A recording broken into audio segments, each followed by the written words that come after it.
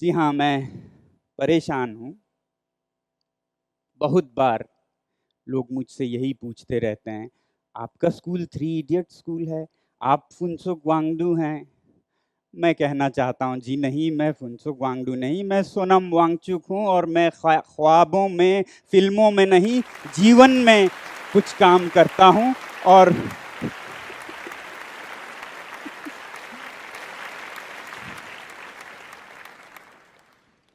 हो सके तो ऐसे समाधान भारत से बाहर भेजकर भारत का कुछ नाम भी बनाएँ। मगर पूछते हैं लोग, जर्नलिस्ट, युवा लोग, और मैं चाहता तो हूँ कहना कि कोई संबंध नहीं है उस फ़िल्म से, मगर वो भी फिर झूठ होगा और झूठ कभी मैं बोलता नहीं, सिवाय इस वाले के, जो कि अभी बोला। तो सच क्या है, मैं ये आपको बताऊँ और आज के इस जोश टॉक्स के साथ इस किस्से को ख़त्म ही कर दूँ।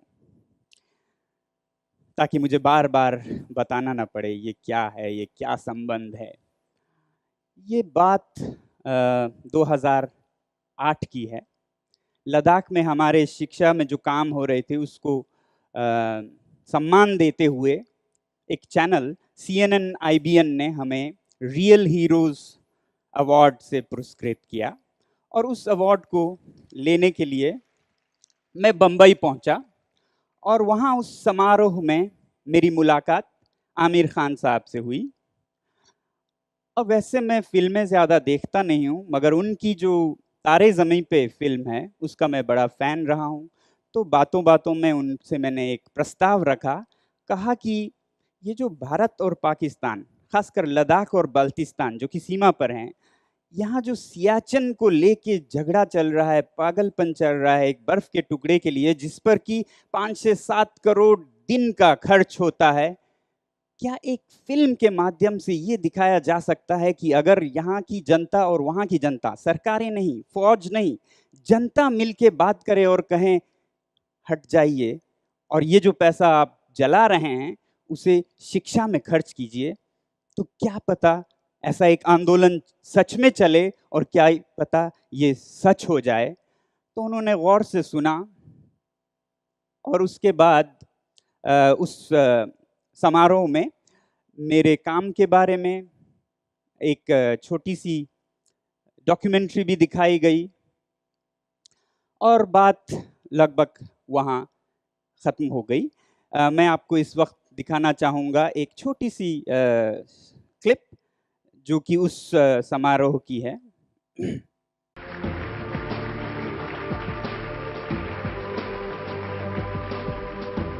बचपन में सुना करते थे, पढ़ा करते थे कि देश के लिए जान देनी चाहिए, मगर लद्दाख में बढ़ते हुए ये देश के लिए जान देने का कारोबार बहुत देखा और जहाँ एक तरफ मैं सलाम करता हूँ उन लोगों के लिए, उन लोगों को जिन्होंने देश के लिए जान दिया, मगर इस 21वीं सदी में मेरा ख़्याल है कि देश के लिए जान देने की नहीं, ज़िंदगी देने की ज़रूरत है।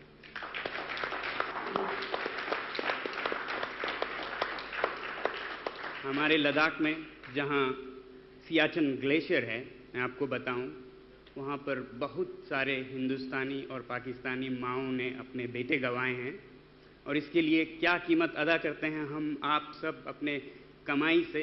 सुरक्षा का खर्चा रोज़ाना 5 करोड़ है, ऐसा कहा जाता है। और दूसरी तरफ शिक्षा की हालत ऐसी है कि शायद हमारा सर नीचे झुके अगर हम अपने सरहदी इलाकों के स्कूलों की हालत देखें तो मेरी उम्मीद है, एक ख्वाब है कि ऐसे हम एक हालात पैदा करें, हम आप सब मिलके, सरहद के उस तरफ इस तरफ के लोग मिलके, कि ये 5 करोड़ रोज़ाना का जो खर्चा है वो इस सरहदी इलाकों के रक्षा में नहीं, शिक्षा में जाए और वही हमारी सबसे बड़ी सुरक्षा होगी।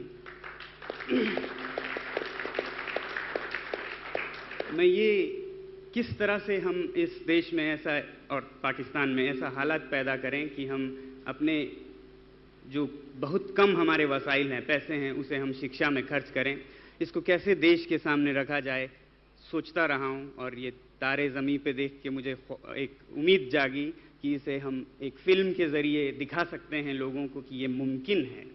और मुझे यही उम्मीद रहेगी कि ऐसा अगर हम दिखा सकें और ऐसा एक अगर दिन आए तो that will be a day I would like to give my life for और लिव माई लाइफ।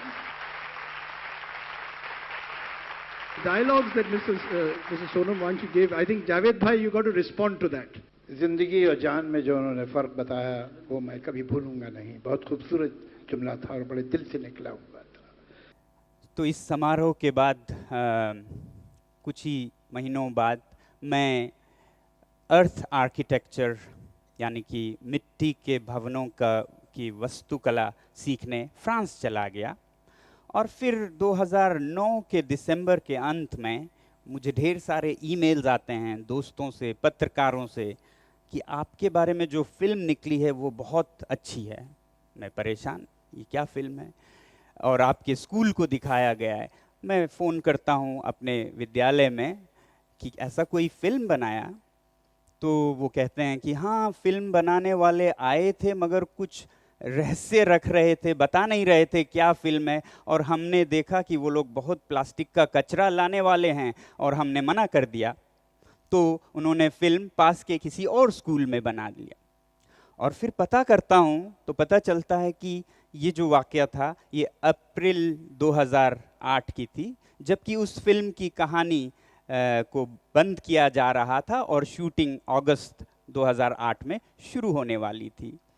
तो ये मैं आप पे छोड़ता हूँ कि कितना इससे रिश्ता है इस फिल्म से, मगर मैं फिल्मों के जीवन में नहीं रहना चाहता। इस देश को फिल्मों की ज़रूरत नहीं है। हम अपने इस देश में बॉलीवुड और क्रिकेट को कुछ अधिक ही महत्व देते हैं।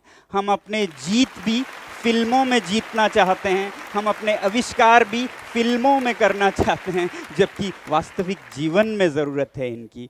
तो मेरे पास इतना वक्त भी नहीं कि इनके इर्द गिर्द घूमूं। हाँ, मैंने ये ज़रूर सोचा जब ये मुझे ईमेल्स आए कि मैं उनको लिखूं, मगर फिर क्या सुनता हूँ कि उस फिल्म के रिलीज़ होने की कुछ ही देर बाद एक घमासान सा हुआ चेतन भगत जी के और फिल्म निर्माताओं के बीच में कि ये क्या है, कहानी किसकी है।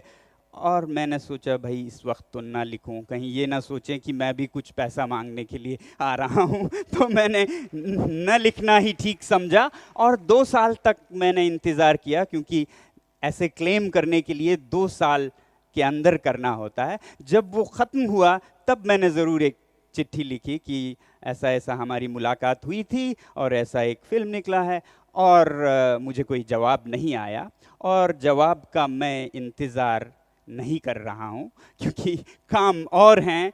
मुझे अपने काम को भारत और भारत से बाहर दुनिया तक ले जाने का ज़्यादा शौक